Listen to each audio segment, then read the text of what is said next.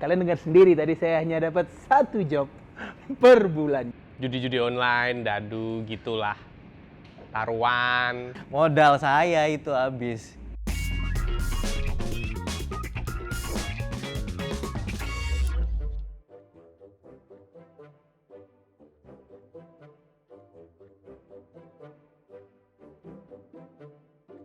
Oke, nama Virus, cita-cita jadi anak yang berbakti. Nama gua Rido, cita-cita dulu pengen bangun masjid. Halo, nama saya Dea dan cita-cita saya jadi orang kaya sih sejujurnya. Nama aku Aldo dan cita-cita gue adalah presiden. Saya Akmal, cita-cita saya hidup berkecukupan aja sih, Mas. Ya, semua yang berkaitan dengan visual. Passion aku dari kecil selalu di sosial media sih. Sekarang sih passionku adalah stand up comedy ya. Jadi pedagang saham. Ya, judi-judi online, dadu, gitulah. Taruhan. Stand up comedy sebenarnya nggak terlalu ngabisin banyak uang sih. Karena yang kita perlukan tuh mungkin uangnya lebih ke untuk nongkrong. Ya iyalah, kan kalau rugi kan pasti boncos, bro. Justru menghasilkan banyak uang kayaknya. Enggak, karena mulainya cukup dari HP aja gitu. Wah, ngabisin banget. Buat apa? Habisnya di market juga. Pas saham lagi stabil, tiba-tiba COVID, habis uang saya. Anjlok saham saya. 40 nyampe.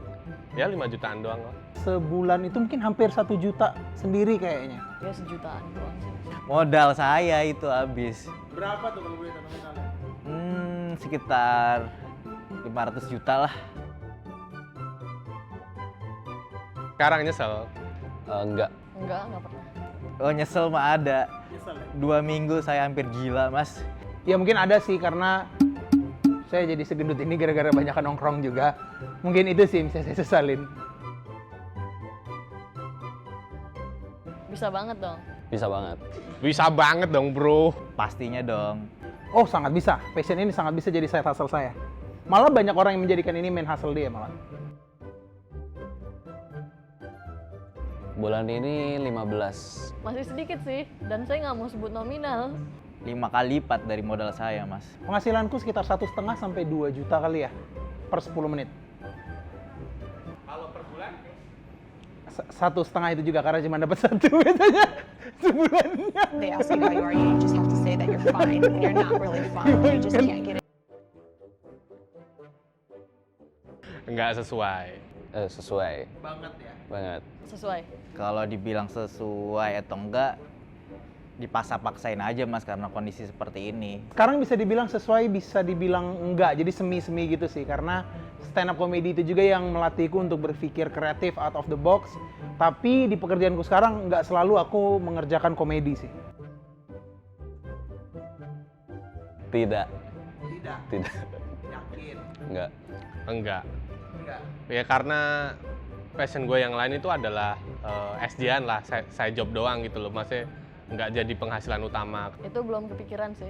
Saya kebetulan jadi full time pedagang saham, jadi saya nggak kenal nama artinya resign lagi. Jadi saya udah bebas dari kantor. Gitu. Tidak. Kenapa? Karena saya tidak yakin. Kalian dengar sendiri tadi saya hanya dapat 1 job per bulan. Jadi lebih baik saya yang benar-benar saja kita bekerja, kita punya rumah kontrakan yang kecil-kecil. Tidak apa-apa, tidak usah dikejar-kejar banget mimpinya. Untuk anak-anak muda yang punya passion, bunuh passion kalian sebelum passion membunuh kalian. Sebenarnya ada nggak sih tips biar kita itu nggak boros karena passion? Tips biar nggak boros karena passion. Passionnya ya mungkin lebih kayak hobi kali ya. Kita pengen melakukan sesuatu yang kita sukai. Biar nggak boros ya pasti harus ada budget. Simpelnya adalah bikin aja budget setiap bulan, misalnya 10% dari pendapatan ataupun sekian nominalnya itu untuk kita ngelakuin hobi ataupun passion tadi. Itu sih. Kalau dari Kak Raymond sendiri, menurut Kak Raymond, apakah boleh seseorang itu resign demi passion? Resign demi passion, tergantung bayarannya lebih tinggi apa enggak. gitu. Karena gini, mungkin aku gambarin kalau orang ngejar passion tuh biasanya ya pengen ngelakuin apa yang disuka, tapi nggak apa-apa deh rela potong gaji, misalnya gajinya turun. Tapi kan sebenarnya kalau gaji turun malah investasi kita juga nggak bisa lebih banyak kan, karena ya mau nggak mau gajinya cuma segitu. Jadi menurutku ya kalau misalnya masih bisa ditahan, ya udah lakuin dulu yang terbaik, upgrade skillnya sampai income-nya meningkat, kan nanti akhirnya baik juga ke investasinya dan buat masa depan juga jadinya lebih terjamin. Terus kalau orang-orang yang resign demi passion, misalnya ada orang yang kepikiran untuk melakukan itu, menurut Kak Iman apa yang perlu dia siapkan? Yang perlu disiapkan adalah pasti dana darurat dong, ya kan? Karena kita udah mengorbankan nih untuk ke gaji kita yang sebelumnya, kerjaan kita yang sebelumnya, terus kita pindah ke demi passion. Kalau misalnya lebih bagus sih, ya udah nggak apa-apa. Tapi kalau misalnya ternyata turun, ya kan gajinya, terus kita masih punya lifestyle yang tinggi, nah untuk mengcover itu kan mau nggak mau kita harus punya dana cadangan.